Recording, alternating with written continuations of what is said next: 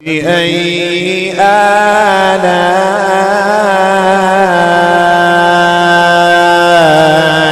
ربكما تكذبان.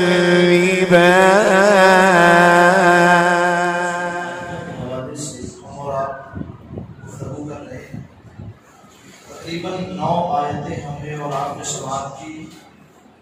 اس 9 آیتوں میں اللہ تبارک و تعالیٰ نے اپنے نبی صلی اللہ علیہ وسلم کو چند احکامات عطا فرمائے. آخری جو کل بات ذکر ہوئی اس میں یہ تھی کہ آپ جس رب کی طرف بلاتے ہیں اس رب کی شان یہ ہے کہ وہ پورب کا بھی رب ہے اور مغرب کا بھی رب ہے.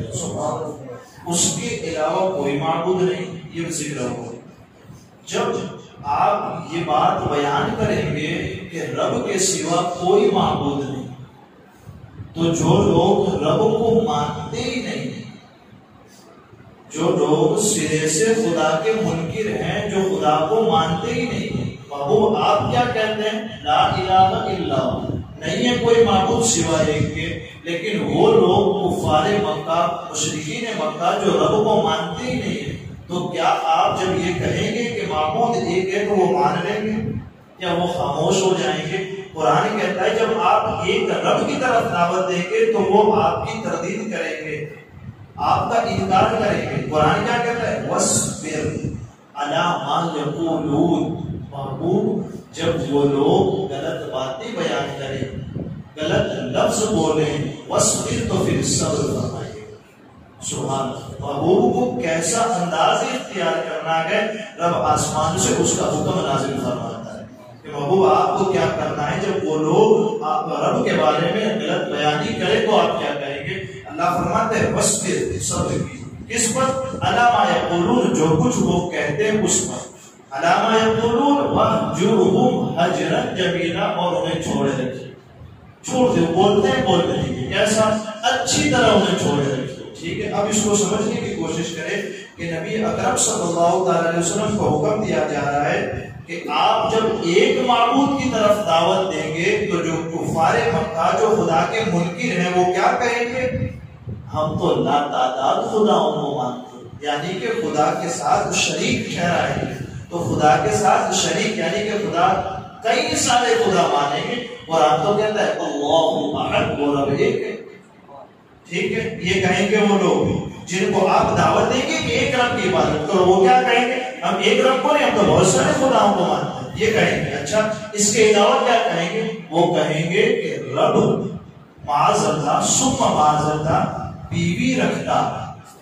وہ تو تنہا ہے لیکن وہ یہ تانا دیں گے آپ کو جب انہیں ایک معبود کی طرف بلائیں گے تو کیا کہیں گے؟ رب تو بیوی رکھتا ہے. معاذ اللہ.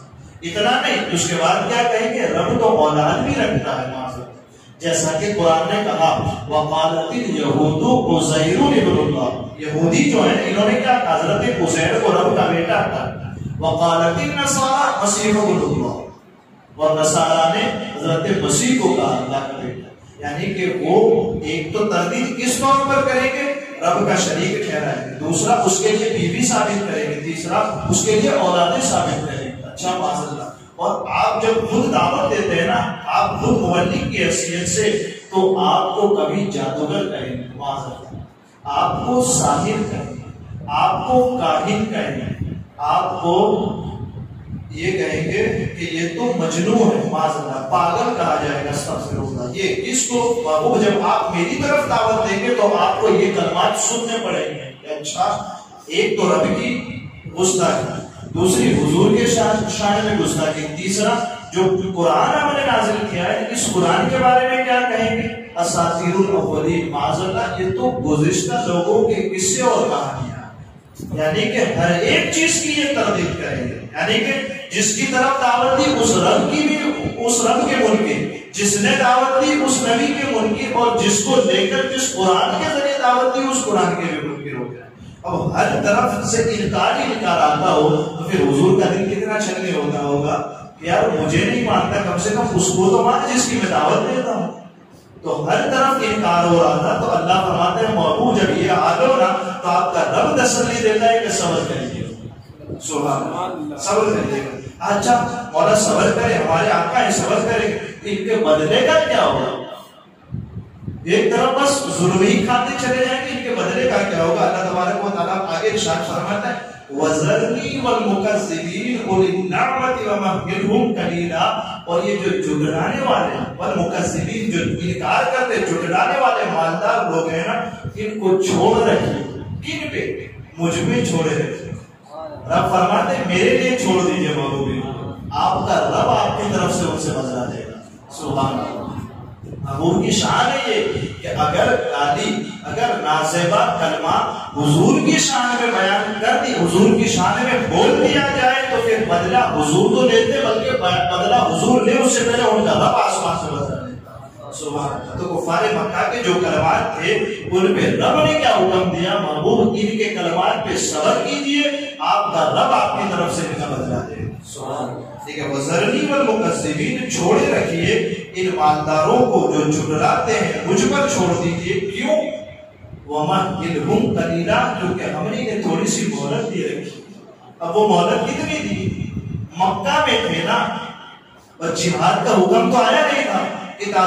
مدینہ شریف پہنچے اور جنگ کا حکم آ گیا، تو یہ تھوڑی سی مدت ہم نے اتنی دی. ابھی آپ مکہ میں تو یہ ظلم کریں گے، جب مدینہ میں آپ پہنچیں گے نا تو پھر ہم جنگ کا اعلان کریں گے. محبوب اب ان سے آپ لڑیے، اب آپ لڑیں گے. اور پہلے ہی فتح بدر کا موقع آیا، اور بدر کے میدان میں جن جن لوگوں نے حضور کی گستاخی کی، رب کے بارے میں نازیبہ کلمات کہے، اللہ تبارک و تعالیٰ نے ان تمام کو ختم کر کے حضور صلی اللہ علیہ وسلم کو فتح مبین عطا فرمایا. تو یہاں حکم دیا گیا تھوڑی سی مدت کے لیے چھوڑے رکھیے، کل ہم ان سے بدلا لیں گے اور ملائکہ کو آسمان سے اتاریں گے اور انہیں جہنم میں رسید کر دیں گے. سبحان اللہ. تو یہ ہے حضور صلی اللہ علیہ وسلم کی مدد اور حضور کی تائید اللہ تبارک و تعالیٰ کی طرف سے ہوتی ہے. قرآن اس لیے ہم بار بار کہتے ہیں کہ قرآن کو سیکھیں، سمجھیں اور اس کو جاننے کی کوشش کریں کہ اپنی زندگی میں اتارنے کی کوشش.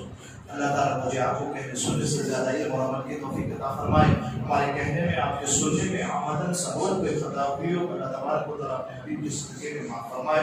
وصلی اللہ تعالیٰ علیہ وسلم محمد وعلی آلہ